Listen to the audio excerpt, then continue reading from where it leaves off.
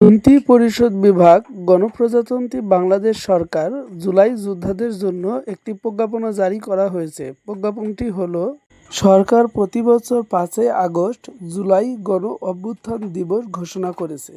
দিনটিতে সাধারণ ছুটি থাকবে। বুধবার মন্ত্রী পরিষদ বিভাগের প্রজ্ঞাপনে এই সিদ্ধান্তের কথা জানানো হয়। অবশ্যই এই বিষয়ে অন্তর্বর্তীকালীন সরকারের উপদেষ্টা পরিষদের বৈঠকে আগেই সিদ্ধান্ত হয়। এছাড়া মন্ত্রিপরিষদ বিভাগের প্রজ্ঞাপনে বলা হয়, দিবসটি পালনের জন্য জাতীয় ও আন্তর্জাতিক দিবস পালন সংক্রান্ত পরিপত্রের ক শ্রেণীভুক্ত দিবস হিসেবে অন্তর্ভুক্ত করা হয়েছে। এছাড়া পৃথক প্রজ্ঞাপনে বলা হয়, সরকার প্রতি বছর 16 জুলাই শহীদ দিবস হিসেবে ঘোষণা করেছে।